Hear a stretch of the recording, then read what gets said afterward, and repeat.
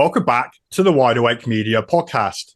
I am your host, Dee Denslow, and we're here speaking to real researchers, truth tellers, and people who believe optimal health comes from hard work and determination, not on the end of a big pharma script. Today, our guest is Dr. Malik, a former surgeon with a passion for honesty and strong ethics who called out the crimes of COVID.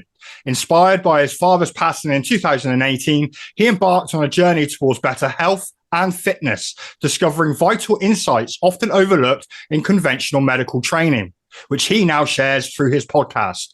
And you can check out Dr. Malik's work on docmalik.com or follow him on X at Doc Malik.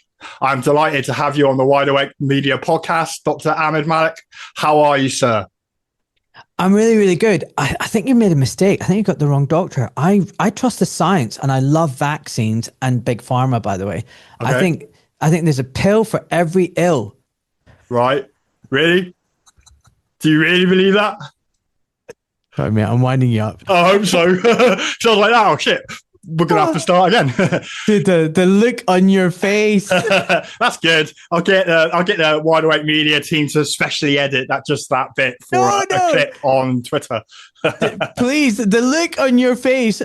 Like, what woke you up then? Because obviously you don't believe in the big pharma narrative, but maybe you once did. What changed? It's very slow, incremental. You know, it's funny, on my Instagram, every Friday I do Friday questions, and someone said, were you different from your colleagues? When did you realize you're different? I always thought about it. I was like, actually, back in med school, like that's how far back I felt different. You know, I wasn't from a privileged background like most of the other kids. A lot of the other kids' parents were doctors. I just felt different from them. Didn't feel like, I felt honored and privileged to be studying this, very respected craft of medicine.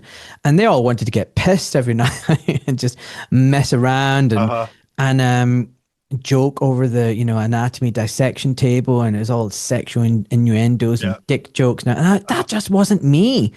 And then you go through med school, and I was just very questioning. Things didn't make sense to me. How old were you then? When you were studying? When I went into med school, I was 17. Oh, right. So you went in quite a young age. Mm-hmm.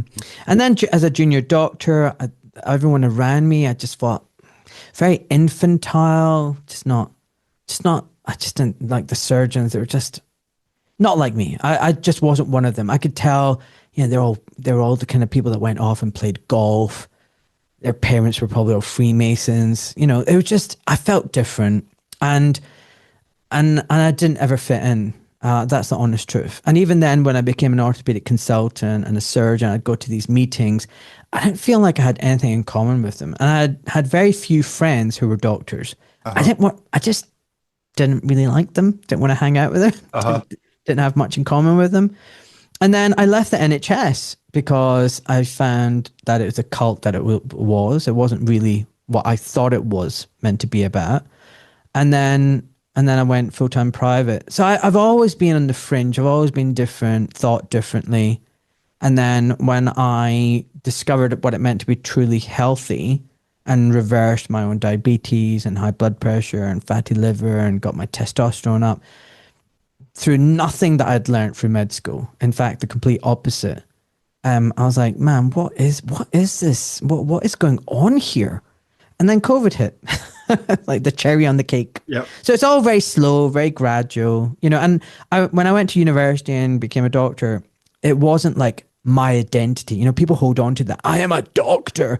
It was like, yes, it's a job, it's a career. I love it. But, I'm lots of different things. I'm a son, I'm a father, I'm a husband, I'm a friend, I'm a cook. I used to be a nappy changer, a toilet cleaner. I used to be like so many things in my life. I've been so many things, and it was just one thing. So yeah, that's COVID. COVID was a cherry on the cake then. I used to be a firm believer in vaccine science. I'm a chemist by training. I used to be a chemistry teacher. And what you're describing to me about your experience at university and your experience in the NHS sounds quite similar to the pathway that I took through the education system. I studied it when I was in my 30s.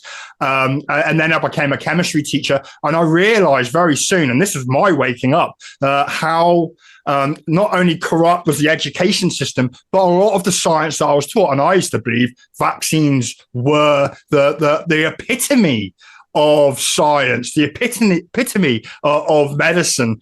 When COVID hit, how did it hit you? Because that was my final moment when I woke up to the medical paradigms that we live under. All right. Well, I want to ask you a quick question before I answer that. Sure. So, you said you believed in vaccines and everything. So you went for university. Yeah. How many lectures did you get on vaccines? I never had one on vaccines. So you never had one lecture on not vaccines? As a chemist. So then it would have never fitted into the sort of basic chemistry program that I studied under. So how did you go in from high school and come out of university like with no lectures on vaccines, but be a firm believer in vaccines? How did that happen? I was taught as a child from a very, very young age. Vaccines were created and it was, based on the pus of cows, and it was used to treat, polio and TB and stuff. And that's all I ever got told. And we're all healthy because of vaccines. And because that indoctrination is sort of embedded at such a young age, it was never questioned. And I used to teach, and I always prided myself on being a conspiracy theorist. I love UFOs and some of these other what might be considered or were considered out there topics. And I used to teach that to my students, they're lying to you about this, they're lying to you about that. Oh, the earth isn't flat, by the way. And I once mentioned vaccines to my students, and I said, the anti-vaxxers are a danger to the world. And this is as recent as 2018, 2019. And it wasn't until I realized that the hospitals were empty during COVID, and Bill Gates was pushing a vaccine and Boris was pushing a vaccine. And Boris mentioned it in his first statement on COVID the day before lockdown, that the penny dropped. And I realized that the whole idea behind COVID and why it was being implemented on the public was in preparation for this new medical product. So isn't that fascinating that with absolutely zero knowledge of how vaccines work, the science, anything, like you held such a firm opinion of them and how amazing they were. And that's right through society, isn't it? That's right through. Right through society. It's not just you. So I'm not picking on you. Yeah, I get that. It's like a belief system. It's a religion. It's a religion. That's the problem. What we're dealing with is a belief system. So I'll give an example. I met someone recently, and the conversation was really funny. I was like, "Oh, how you doing?" And they're like, "Oh, well, all my friends are dying or are dead." I was like, "Oh, well, I'm sorry to hear that." It could be because, they're all in their 70s and 80s, because that's how old this person is. And they're like, yeah, but, I've got really healthy friends who are just suddenly dying. One of my friends got an RSV vaccine. I didn't even know there was an RSV vaccine. And they died the next day of some funny encephalitis. And I was like, oh, I'm sorry to hear that. And you're putting that together with the vaccine. Went, oh, of course it was the vaccine. And you know what? I'm not taking any more flu shots and COVID shots. I was like, good for you. That's great. And then they said something really funny. And then they said, I only ever took the COVID shot so that I could vaccinate at the vaccination center, but I didn't want any. So I'm like thinking in my head, hold on one second. So you didn't want the COVID shot. You only took it so you could vaccinate other people with the shot that you didn't want? Okay, make sense of that to me. And then I said, you do know you never obtained informed consent from anyone that you injected. And they're like, they just looked at me blankly. And I was like, and they were like, well, I did. And I was like, well, really? Well, what did you inject them with? The mRNA? And I was like, well, what do you know about that? And what do you know about all the ingredients? Do you know the full ingredient list was never made public? And do you know how much spike protein is made, if that's what it is? And how long is it made for? And what's the safe upper limit? And is there an antidote? Is there a way to switch it off? And they just looked at me blankly. And I was like, I could go on and on about the bait and switch and the different methods of production, the contamination, the lack of any, placebo group, and how they were all given the shots and all of this kind of stuff. We could go on and on. And they're like, well, I don't know about all of that, but at least the childhood vaccines are okay. And then I'm like, hold on a second. So you've just told me your friend died of the RSV vaccine. Your friends are all getting sick and dying of the flu and COVID shots. You never want any of those shots ever again. And you don't like the COVID shot. And you've realized that there's no informed consent. And now your only thing to say to me is that at least the children's vaccines are okay. It's the cognitive dissonance. And then I followed it up with another question. I was like, okay. So that's interesting, because you're kind of open to the idea that there's problems with vaccines, but not the childhood vaccines. How about I tell you, through any medium you like, podcasts, websites, books, resources to show you that there is no science behind vaccines and no efficacy, and they're not safe, and there's lots of information out there that shows that they're unnecessary and dangerous. I said, I could show you that, so that you will say, oh my God, why are we doing this? Or you can continue to believe in the vaccines because it's a belief system, like a religion. What do you want me to do? And at that point, they turn around, literally, away from me. I went, oh, I don't know about all of this stuff. I don't know about this stuff. And walked away. And in my head, I said, well, there you go. You've answered it for me. It's a belief system, because I was willing to show you all the information, all the evidence, and you walked away because you didn't want to finally accept that actually all of this stuff, not just the RSV, not just the flu, not the COVID, everything about vaccines has been one big, massive, frickin' fracking lie. And they're snake oil, isn't it? It's the modern version of the guy turning up with the trailer saying, oh, I've got this cure that'll make you live forever. And it's exactly that, isn't it? And the problem is, the reason why they don't ever, and because I'm meeting a lot of doctors and patients and people who will say to me now, oh, you know what? Yeah, I'm not taking any of that COVID shot. I'm not taking that COVID shot. And it's always hushed. It's like, start mumbling. Yeah, you're right. I'm not taking that COVID shot. I mean, sorry, excuse, say that again. Excuse me. Sorry, say that again. I'm not taking any of that COVID. I'm not doing any more of the boosters. I'm like, okay. That's it. What I don't see is anybody self-reflecting and interrogating the reasons why they took the vaccine and the pressures the public were put under. They don't look at any of that stuff that led up to the events. And what I mean by that is they're petrified, because if they did, they would realize that the most of the medical profession, not all of them, but 99.9% of the medical profession lied to them, that the scientists lied to them, that the politicians lied to them, the government lied to them, the media lied to them, that all these trusted bodies and institutions like the WHO, the UN, your Oxford University and Imperial College and all these institutions, the BBC, the Guardian, are all fracking liars. And that's a scary thing to realize. It's too much. I was there. I thought I was a conspiracy theorist. And when I realized after about a month, and I was one of the first people online on X to start speaking out saying, hospitals are empty. This doesn't make any sense. We've got Bill Gates pushing a vaccine that's not even been invented yet. Everybody is actually lying to me. The entire establishment. That was a very, very frightening and awakening moment for me personally. And I think a lot of people just don't want to go there, do they?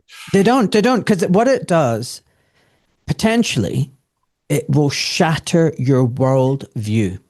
You're telling that little baby that, guess what? The people that you thought were your mom and dad are serial rapists and murderers. They don't want to fucking know. They want to just pretend that mommy and daddy are really nice people and love them and they're okay and it's all safe. The truth is so painful, so fracking painful, they will run away from it and they will choose the comfort of the lie. But the problem is, unless people do that self-reflection and interrogation of the facts and come to the realization that needs to be come to, the machinery that created this evil is left intact.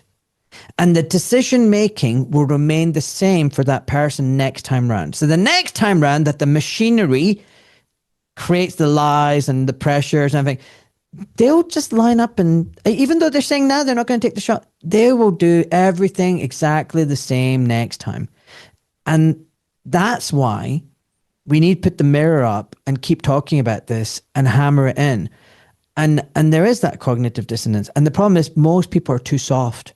Most people are so soft. There's not a resilient bone in their body. Yeah. They will just crumble. And I've also come to the realization that the reason why we're in this inverted clown world that we're in is because most people are begging, gagging, prostrating on their hands and knees for tyranny and for oppression and for slavery and for abuse. Please whip me harder. Please take a dump on me. Please shower me with your urine. Please lock me up and deprive me of my freedom. That's the state of most of humanity right now. And it's because they're all locked in Stockholm syndrome, trauma bonded, abused, weak. And people who speak out and say, look, get up, get off your knees, man. Just come on, have a bit of respect and make your own decisions. We get attacked. They want to pull us down as well. Yeah. And so, in fact, we kind of deserve where we are right now because this is what most people want. Most people do not want to think for themselves. Most people don't want self-responsibility. It's hard work. It takes effort. They just want to be told what to do, what to eat, what to say, and you know what? Have a little bit of comfort. And they even find comfort in the discomfort.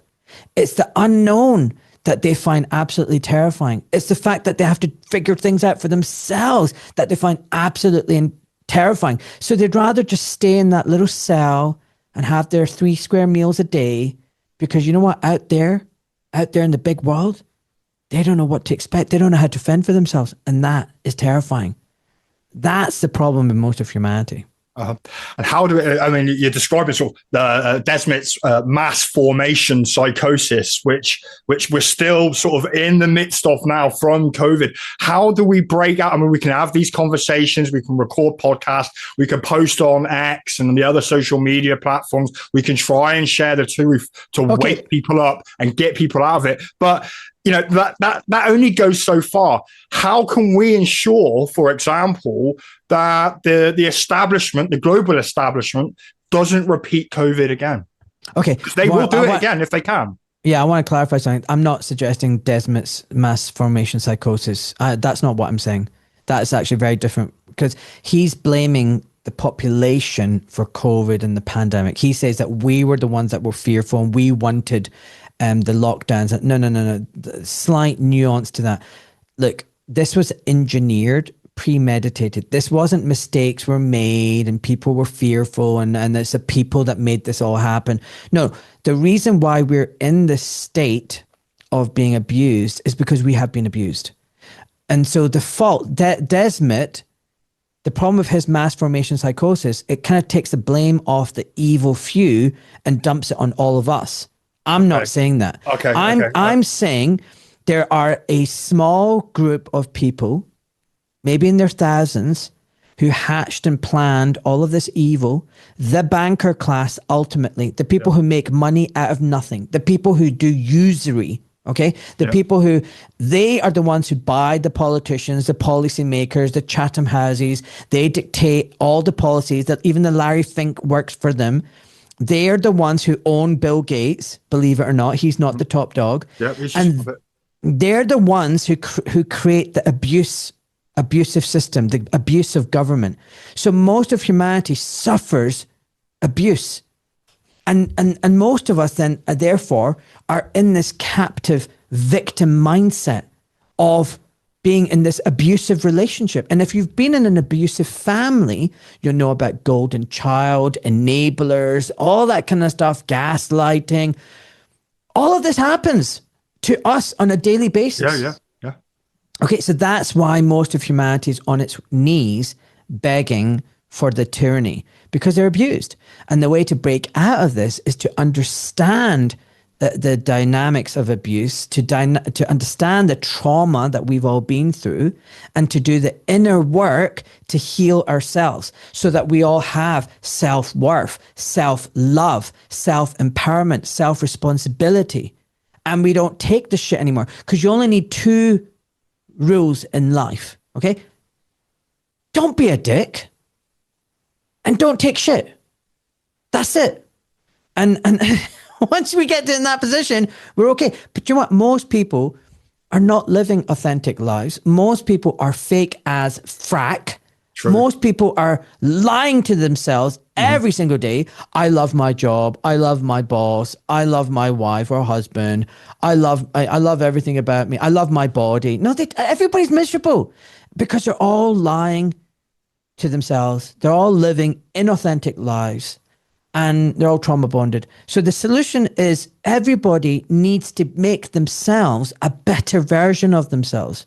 And when you do that, you will make a better world. That's how it works. But how can that be realized with all these distractions? Yeah, people are so, I've got a mortgage to pay. Oh, what's on EastEnders tonight? What's the wife cooking for my tea? I'm going on holiday, so I'm going to get the jab so I can go abroad.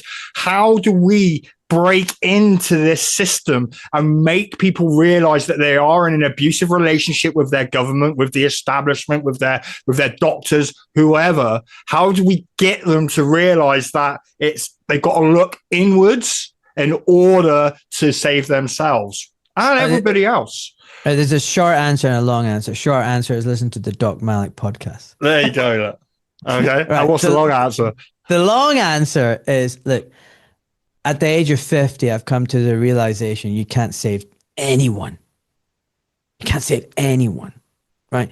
You can only save yourself. Mate, seriously, Darren, it's as simple as that. Right. So what's the point of my podcast? The point of my podcast is to lay some seeds. Right. And if I'm throwing the seeds out on the field, do you know what? Maybe 20% will land in the right spot and germinate in the right soil with the right conditions and grow at some point into something. The vast majority will just fall on deaf ears or just infertile ground. So my podcast is mainly, the primary function is to give strength to those who are already in the awakening process, because no one is ever awake. They're only awakening. So it makes you realize you're not alone. It makes you realize you're not crazy. It validates you, because like when you were awakening, it was terrifying, because either the whole world and all these institutions are wrong or you are. And actually neither is a good option, because you don't want to be wrong. But the idea that everyone that you hear on TV is lying and is wrong is not nice either. This is not what you want to know. And it could be a lonely place. It could be a very lonely place. It was for me, at the time. It's a lonely place. So my podcast is a way to find your tribe and to realize you're not alone and you're not crazy and you're not nut job. And so it gives you that power. It gives you that strength and go, you're damn right. And it gives you that courage to stand up to your family or your friends or your colleagues at work and back it up with evidence. Although now you realize you don't need evidence, because even when you give these people evidence, it's still not good enough. Then they make up some other stupid excuse. Like the person I just spoke to, I said, look, I'll give you all the evidence. And like, oh, I don't know. That's what happens. It's not. So in the beginning, they'll say, oh, show me your evidence. You show them the evidence. And then they'll find another reason that they don't want to believe you, because it's just uncomfortable. And it was never about the evidence. It's because you're shattering their belief system. Yeah. So that's the primary thing that you do, right? You just focus on strengthening your tribe and the ones around you. You create a community of like-minded individuals. You jettison away the dead wood, right? You cut out the gangrene. You focus on yourself. You make yourself as fit and healthy and resilient as possible. You find gratitude in life. You find love in life. You find purpose in life.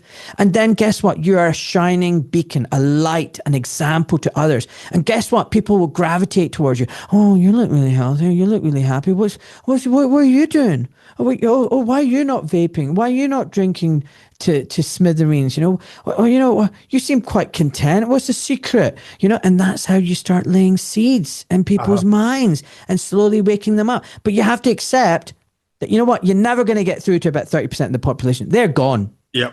They're so gone. That middle bit. Right? You want to go for the middle bit. And the way you do that is by being the best version of yourself, a beautiful human being. And I try my best. I spend all my life literally now dedicated to the process of trying to wake people up, often to no avail. Just slightly swift in target, Ahmad. What was the purpose of COVID then? Let's be a little bit conspiratorial. Why did they do it?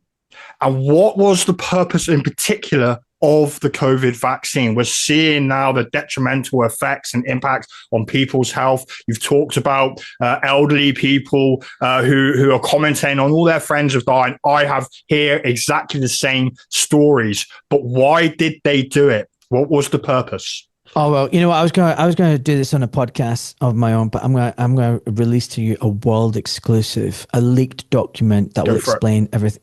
No, I'm just joking. I'm whining. I'm too easy, mate. Too easy. You're easier than my wife. Right? And that's saying something.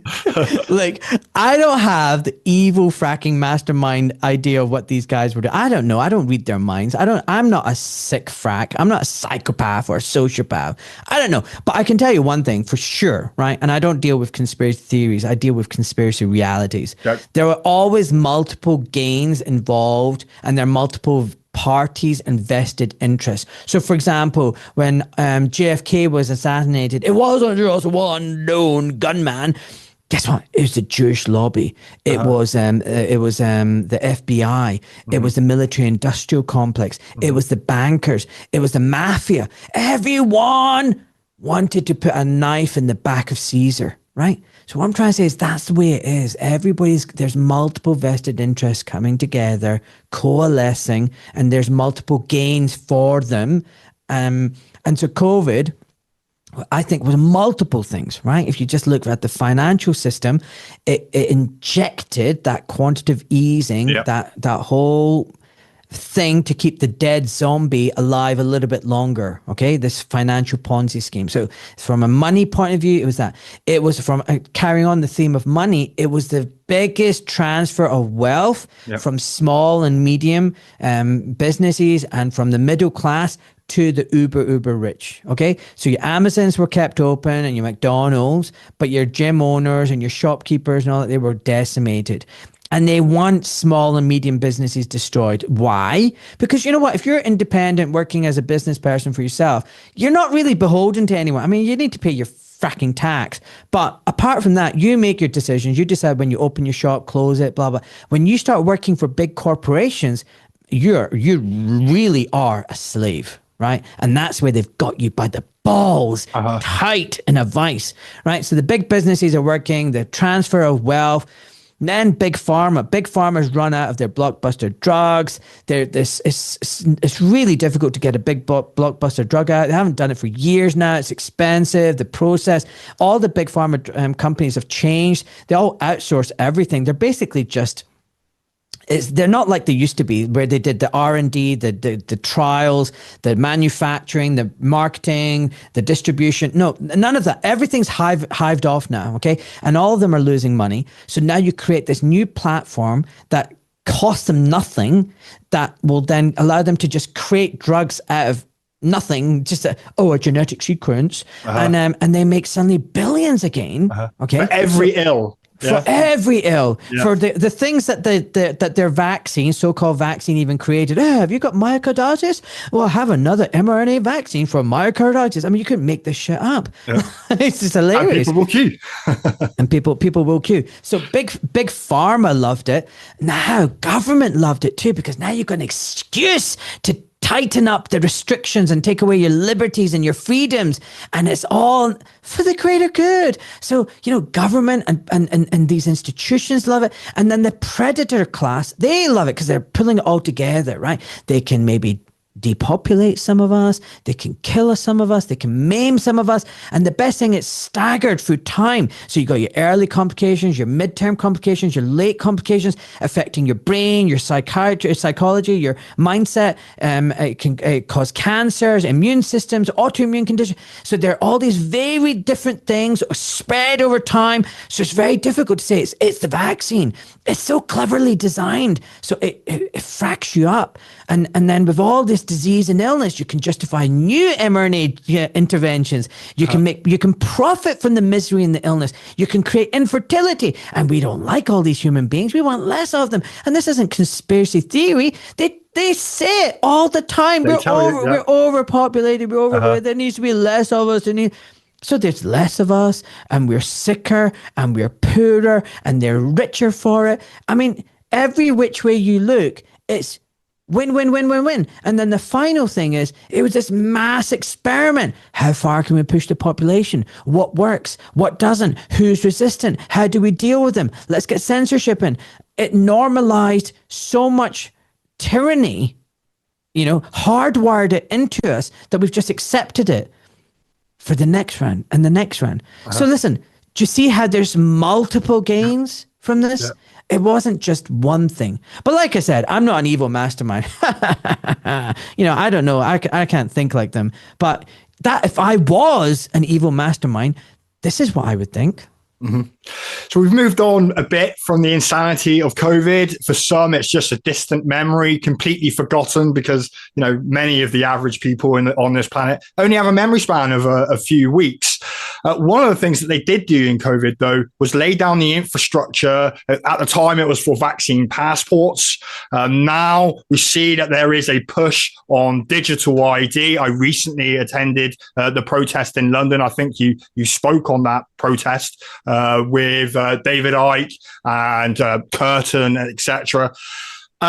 Do you think that they are going to be successful in implementing a digital ID system, not just here in the UK, but globally? And what are the dangers of this in your mind? The digital ID business? Yeah. Mate, they definitely want this to go through. So look, it's not a politician that comes together with this. The guys, who place their hands in the upside down triangle position, which I'm not going to do because then it'll be screenshot and spread throughout the world and said, Doc Malik's a fucking Freemason. Yeah, I'm not going to do that. I'm not going to. But you know what I'm talking about, don't you? Yeah, of course. Maduro was doing it in a court part. I know, right? What the hell? Yeah. The guy that had a costume change 4 times in one night. Five times. Yeah, Was it 5? 5 times, I think. Yeah, crazy. Yeah. And there's still a whole segment of, let's just say, the X community who are pushing it. There are still videos out right now of the World Cup celebrations in Argentina, or Alex Jones, to name one person. He still kept that video up, even though it's community noted.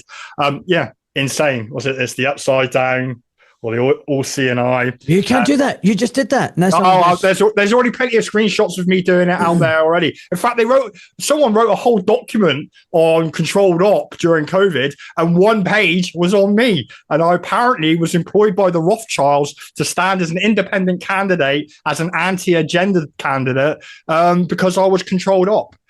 It's insane. However, back to the digital ID. We could talk about Venezuela if you want in a minute. So what I was saying about the digital ID is, like, it's not the politicians that are coming up with policies. So the bankers, right? They create the policies. They do the investments. They create the grid system.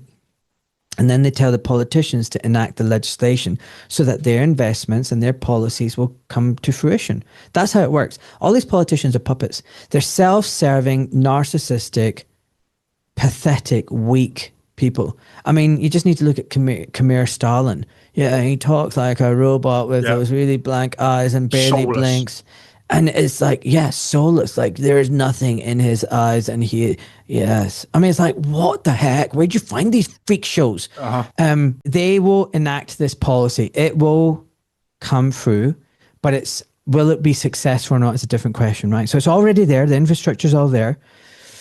And I don't know. On a good day, I'm like, it's going to fall flat on its face. On a bad day, I'm like, we're fracked.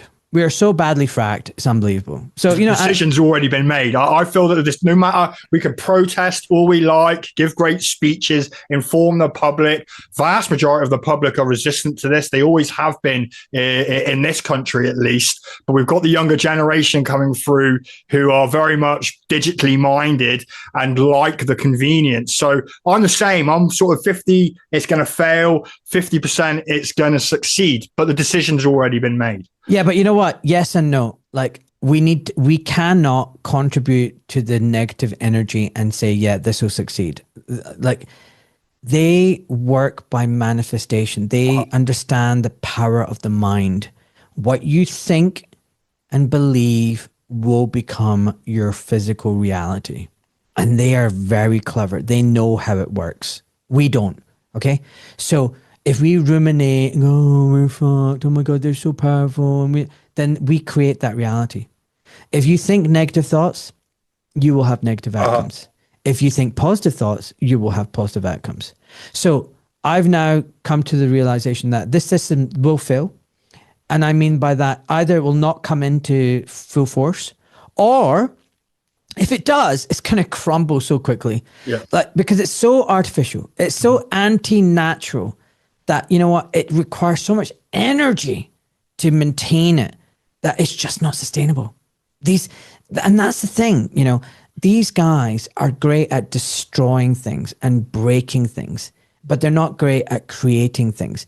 And when they do try and restrict and enforce and in cages, it requires so much energy. And like, think about all the think tanks that they employ, all the people that they bribe, all the scientists and the researchers and the experts.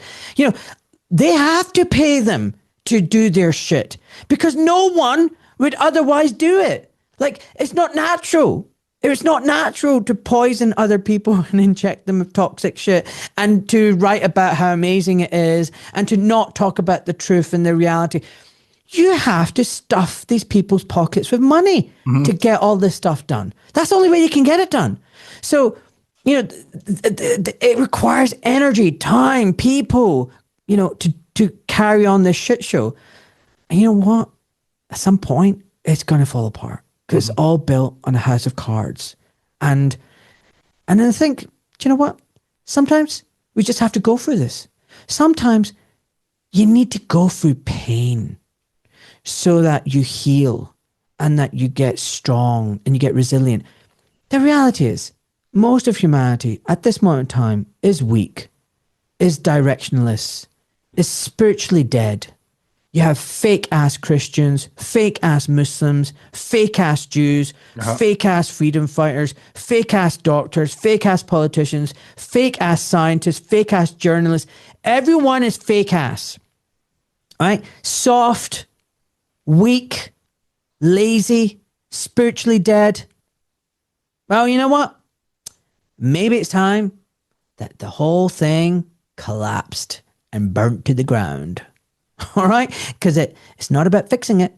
It's about rebuilding it. And we need to create and rebuild a new world.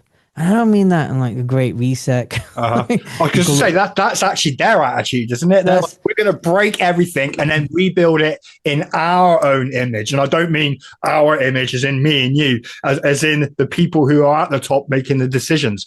Do you think the great reset is they're going to, you know, build back better requires the destruction of everything first? Yeah, but we need to stop playing along. Okay, so we need, like, overnight. Like, there's a great movie, La Belle Verte or Verdi or something like that. It's brilliant. Made in 1996, French movie. Amazing, amazing.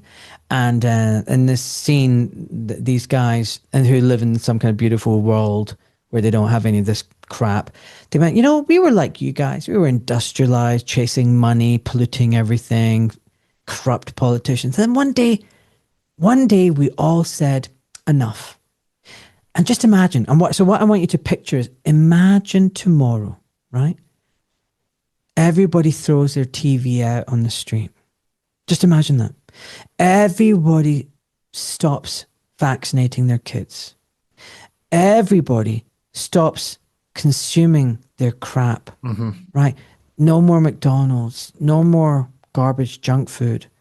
Everybody starts buying food locally from their farmers, and everybody starts to cook their own meals. Everybody starts to exercise. People stop going to work, and everybody stops paying their mortgage.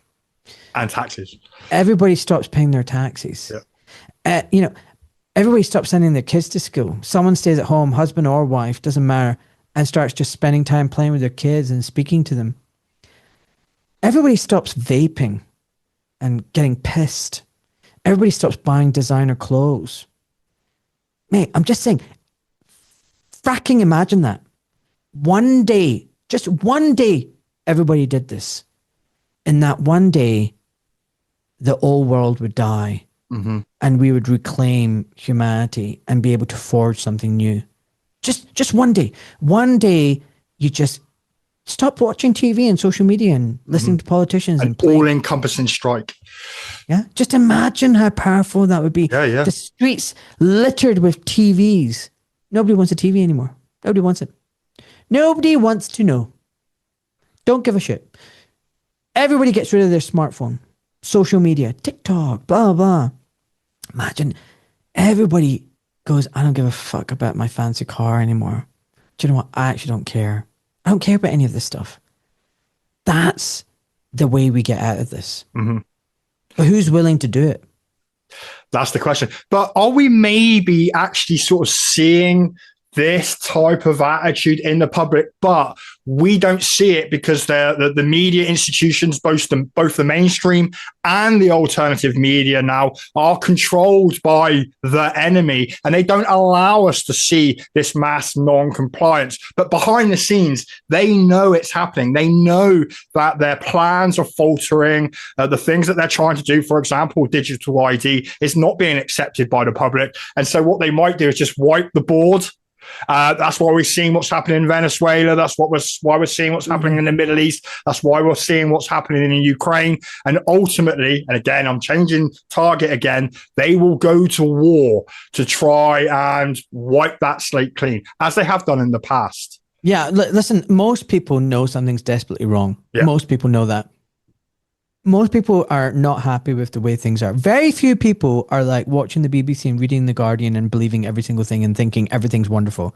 Most people are like, I watch the BBC and I read The Guardian, but I don't know. I just don't know. Things are not right. Things are unnecessarily hard. And why do we have such a bad lot of politicians? And I just don't know. Something's not right. And these migrants and this and that and these wars and everything and the tax and the inflation, something's not right. But either they don't know what the problems are, or they don't know why they've arisen. Most people are aware that something isn't right. Well, they're not connecting the dots. They're not connecting the dots, right? And now what the government and the media, and alternative included, are very good at is distracting you. And they're either not telling you the truth, telling you the partial truth, or offering up saviors. And they give you all sides so that you can only pick A or B. And they can be very opposite sides, but they're still controlled by the same people. And then you think you have choice when you actually don't. And so you think, oh, you know what, the answer is reform. The BBC doesn't like reform. They must be good. Yeah. You're like, yeah, right, really? Then they got you. Right? You think you're making an independent choice. They got you. And we see this with Trump in America. Same with Trump in America. Yeah. And then what happens is then they go, right, okay, well, these pesky people, some of them are still awake to this nonsense and the game that we're playing. Let's create a crisis, one that involves fear. Fear is powerful. So now you have like an October 7th event. And and like, oh my God, we need to do something. We need to ethnically cleanse them. We need to give them hell.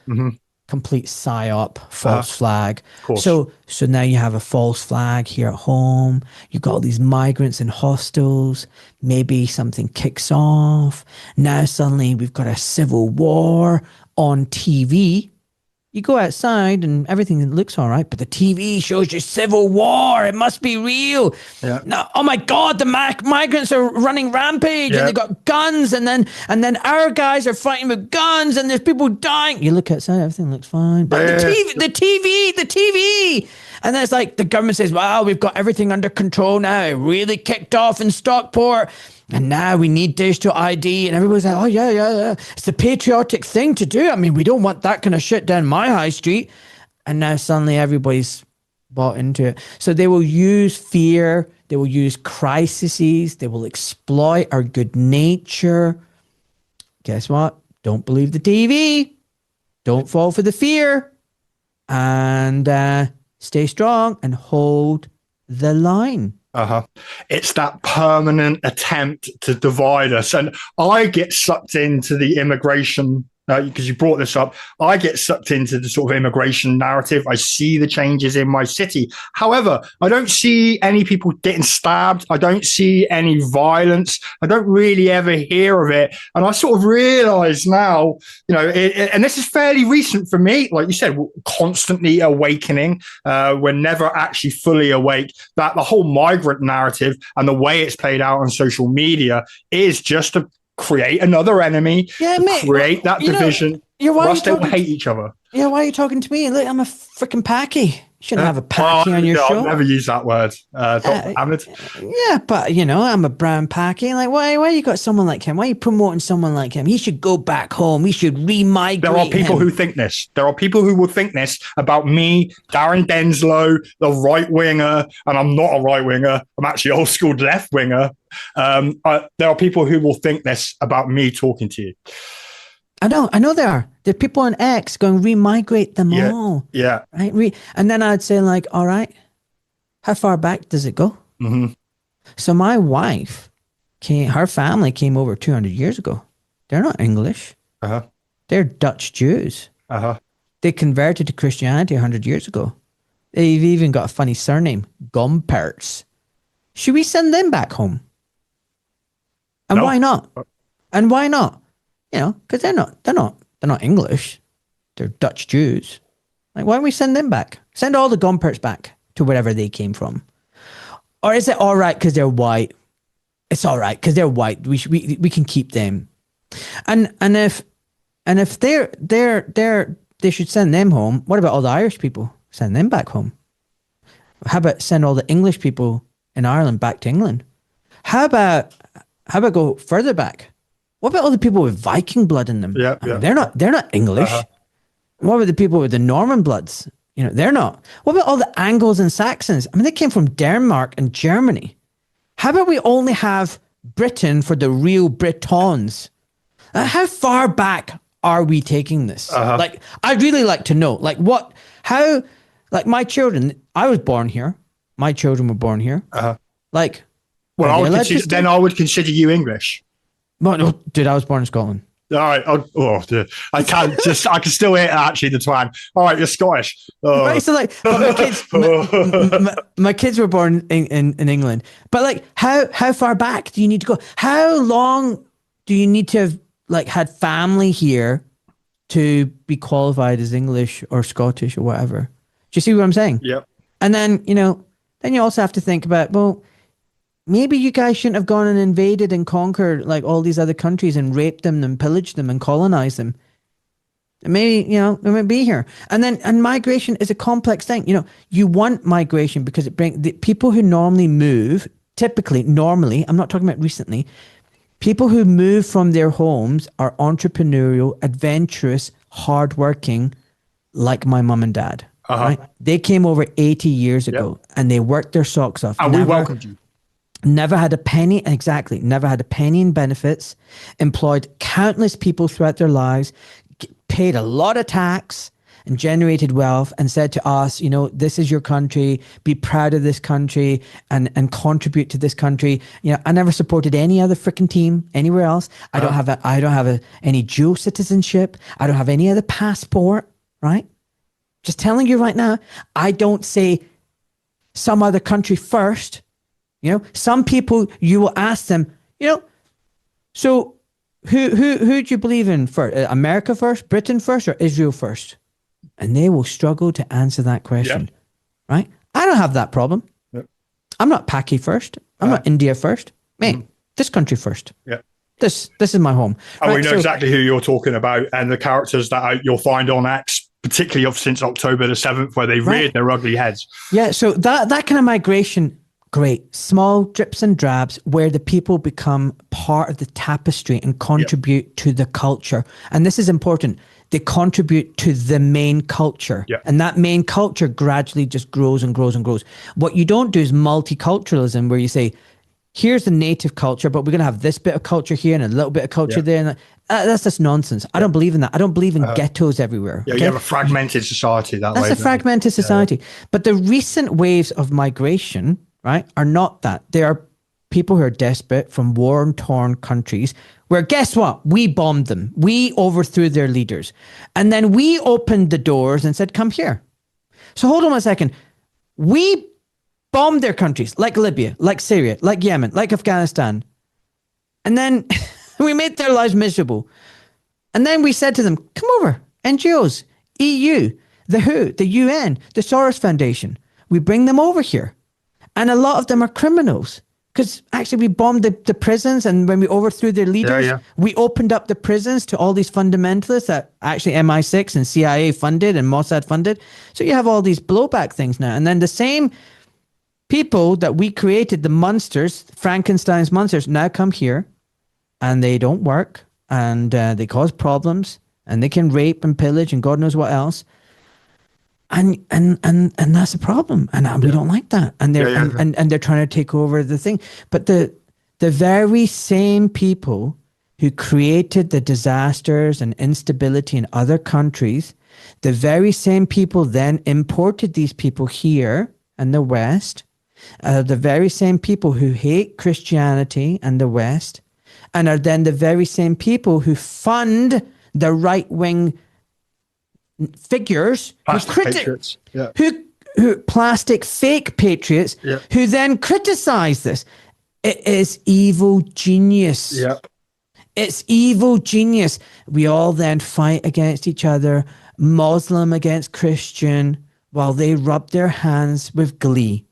Okay, it's fake ass patriots, because they will never actually point to who is really engineering this crisis and the demolition of the West.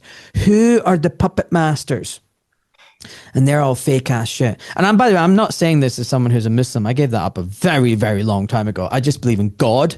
And but I'm telling you right now, there is a war against white people, and there is a war against Christianity, and there is a war against the West. But I'm telling you right now, it's not the Muslims, who are the problem. Most Muslims, right, the billions out there, right, they just want to eat, have a nice meal, spend time with the kids, go to the park, have a nice holiday, have a nice job. The guys want to have sex with their wives. The wives don't want to have sex with the guys. Sound familiar? Sounds like anybody else in the world. Right? That's your average Muslim. Does your Muslim want to create a global caliphate and chop all the heathens' heads off? No. That's like saying all the Christians want to do a crusade and introduce Christianity across all of the world. There's a small fundamental element, but that's the same for Christianity, Hindus. You could name any particular religious faith, and you'll find an extreme fringe that does believe that. But it is the extreme. And guess what? And who promotes the fringe? Guess what? The CIA, the MI6, Mossad fund and support the most extreme Wahhabi sect of Islam. They love that because it plays into that boogeyman narrative. Because now you've got these monobrow, ugly, misogynistic, rapist Muslims who you can bomb. Let's do it. It's great. And then we destabilize that area, and they all travel over here to the UK. And then the narrative is pushed on social media, through the TV, in a variety of devious ways to try and generate hate amongst the indigenous population towards these new arrivals. And again, we have created another layer of division in society. And listen, I'll be very clear. I'm not supporting the mass migration. It's really freaking wrong. Yeah. I'm not saying it's devastated my city, but I've come back after about 5 years away. No, it's not right. It's not right. Just like, what's happened? You want people who are part of the community, who are accountable to it, who have the local cultural values. And some of these people are coming from places where they're very dysfunctional. These are traumatized people, bombed, they've been ruled by dictators and ruled by really evil people, and their countries have been destroyed, and they've witnessed death and murder. These are traumatized people. These are not healthy individuals, right? And they're now here, right? And they're working in the black market, and they're working illegally, and they're getting benefits. And these are not the kind of people you want here, right? But I would also say the problem is on the other side, look, all you white people need to make more babies. Something I say. Like, sorry, but the biggest act of resistance that you can do right now is to make as many freedom-loving babies as possible. Do you know what? If you're like, don't leave your kids out there on the streets. Don't let your boys join gangs. Don't let them think it's all right to just drink energy drinks and vape, all right, and watch TikTok videos and do porn all day long.